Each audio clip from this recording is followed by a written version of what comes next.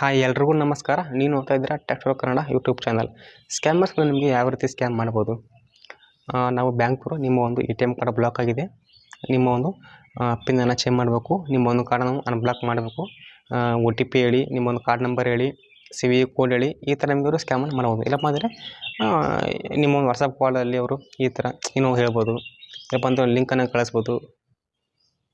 ಈ ಥರ ನಿಮಗೆ ಅವರು ಸ್ಕ್ಯಾಮನ್ನು ಮಾಡ್ಬೋದು. ಈಗ ಒಂದು ಹೊಸ ರೀತಿ ಸ್ಕ್ಯಾಮ್ ಬಂದಿದೆ. ಏನಪ್ಪ ಅಂತಂದರೆ ನಾವು CBIದವರು, ಪೊಲೀಸ್ನವರು, ಕಸ್ಟಮ್ಸ್ ಆಫೀಸರ್ಗಳು ಈ ಥರ ನಿಮಗೆ ಹೇಳ್ಕೊಂಬಿಟ್ಟು ನಿಮಗೆ ಫೋನನ್ನು ಮಾಡ್ತಾರೆ. ಈ ಥರ ಫೋನ್ ಮಾಡಿದವರು ಕಂಪ್ಲೀಟ್ಲಿ ಸ್ಕ್ಯಾಮರ್ಸ್ ಆಗಿರ್ತಾರೆ.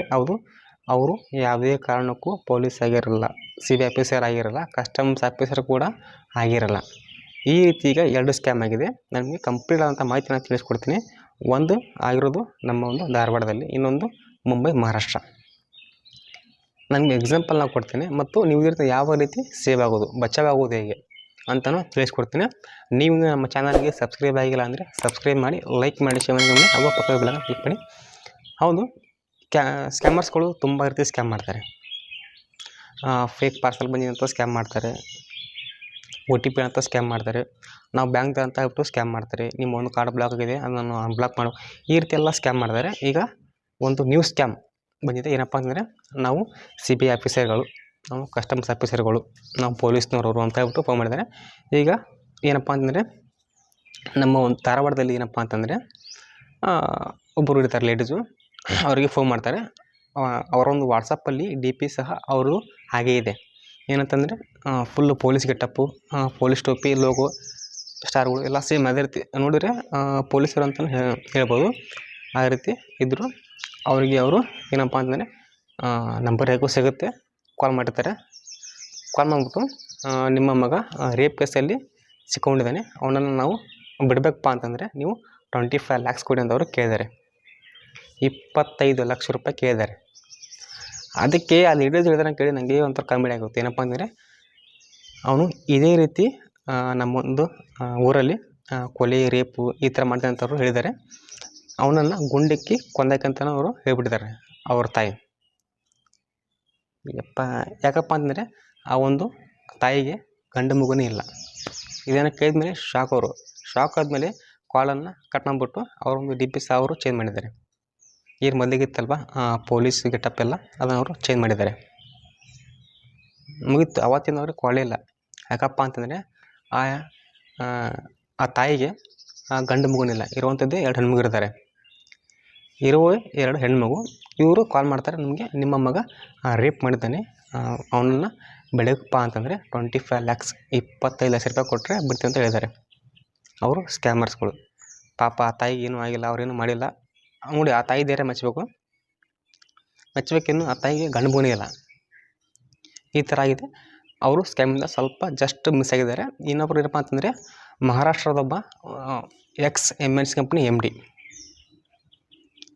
ಇವರಿಗೆ ಒಬ್ಬರು ಫೋನ್ ಮಾಡ್ತಾರೆ, ನಾವು ಕಸ್ಟಮ್ಸ್ ಆಫೀಸರ್ ಅಂತ ಫೋನ್ ಮಾಡ್ತಾರೆ ಮತ್ತು ನಾವು CBI ಅಂತ ಫೋನ್ ಮಾಡ್ತಾರೆ. ಫೋನನ್ನು ಮಾಡಿಬಿಟ್ಟು ನಿಮಗೆ ಸಂಬಂಧಪಟ್ಟ ಕೆಲವೊಂದಿಷ್ಟು ಪಾಸ್ಪೋರ್ಟ್ಗಳು, ಕೆಲವೊಂದಿಷ್ಟು ಕ್ರೆಡಿಟ್ ಕಾರ್ಡ್ಗಳು ಸಿಕ್ಕಿವೆ, ಇದನ್ನು ನೀವು ಇಲ್ಲೀಗಲ್ ಆಗಿ ಟ್ರಾನ್ಸ್ಫರ್ ಮಾಡ್ತಿದ್ದೀರಾ ಅಂತ ಹೇಳ್ಬಿಟ್ಟು ಅವ್ರಿಗೆ ಫೋನ್ ಮಾಡಿದ್ದಾರೆ. ಫೋನನ್ನು ಮಾಡಿಬಿಟ್ಟು ಅವರಿಗೆ ಒಂದು ಆ್ಯಪನ್ನು ತಕ್ಕುವಂತ ಕೂಡ ಅವ್ರು ಹೇಳಿದ್ದಾರೆ, ಇಷ್ಟಮಣ ಅಂತ.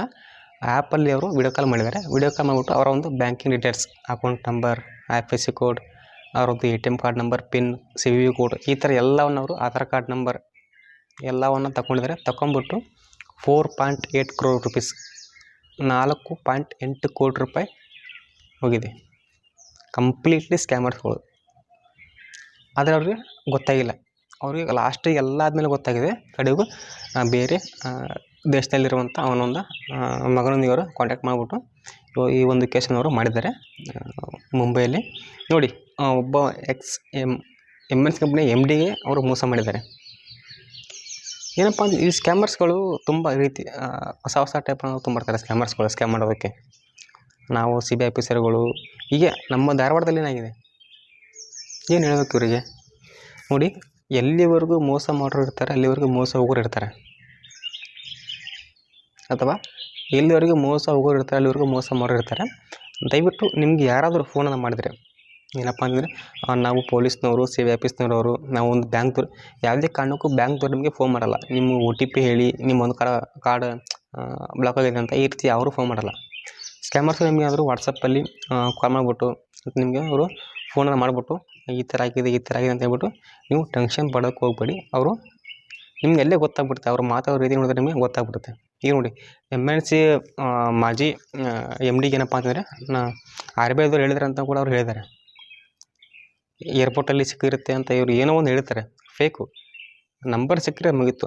ನಿಮ್ಮ ಒಂದು ಜಾತಕ ಅವ್ರು ತೊಗೊಂಡ್ಬಿಡ್ತಾರೆ, ನಿಮ್ಮ ಒಂದು ಆಧಾರ್ ಕಾರ್ಡ್ ನಂಬರ್ ಎಲ್ಲ ಅವ್ರಿಗೆ ಹೇಳ್ಬಿಟ್ರೆ ಅವರು ನೋಡ್ರಿ MNC ಕಂಪ್ನಿ MD ಅವರು ex-MD ಅವರು ವಿಡಿಯೋ ಕಾಲ್ನಲ್ಲಿ ಹೇಳಿದಾರಲ್ಲ, ಅವರ ಒಂದು Aadhaar card number, account number, IFSC ಕೋಡು, ATM ಕಾರ್ಡು, CV ಎಲ್ಲ OTP ಎಲ್ಲ ಹೇಳ್ಬಿಟ್ಟಿದ್ದಾರೆ. 4.8 crore rupees ಡಮಾರ್. ಏನಪ್ಪ ಈ ತುಂಬ ರೀತಿ ಸ್ಕ್ಯಾಮ್ ಆಗ್ತಾ ಇರುತ್ತೆ ನೋಡಿ. ಈ ರೀತಿ ನೀವು ಏನಪ್ಪ ಇದರಿಂದ ನೀವೇನಾದರೂ ಸೇವ್ ಆಗಬೇಕು, ಇದರಿಂದ ನೀವು ಬಚಾವಾಗಪ್ಪ ಅಂತಂದರೆ ಈ ರೀತಿ ನಿಮಗೆ ಏನಾದರೂ ಬಂದರೆ 1930 ಇದು ಸೈಬರ್ ಕ್ರೈಮ್ದವ್ರದ್ದು. ಈ ಒಂದು 1930 ನಂಬರ್ಗೆ ನೀವು ಕಾಲ್ ಮಾಡಿ, ಅವರ ಒಂದು ನಂಬರ್ನ ಕೊಡಿ, ಅವರೇ ಮುಂದೆಲ್ಲ ಕೆಲಸವನ್ನು ಮಾಡ್ತಾರೆ. ಅವ್ರು ಕಾಲ್ ಮಾಡಿದಾಗ ನಿಮ್ಗೆ ಅಲ್ಲೇ ಅದು ಗೊತ್ತಾಗ್ಬಿಡುತ್ತೆ ಏನಪ್ಪ ಅಂತಂದರೆ ಇವರು ಸ್ಕ್ಯಾಮರ್ಸ್ಗಳಂತ.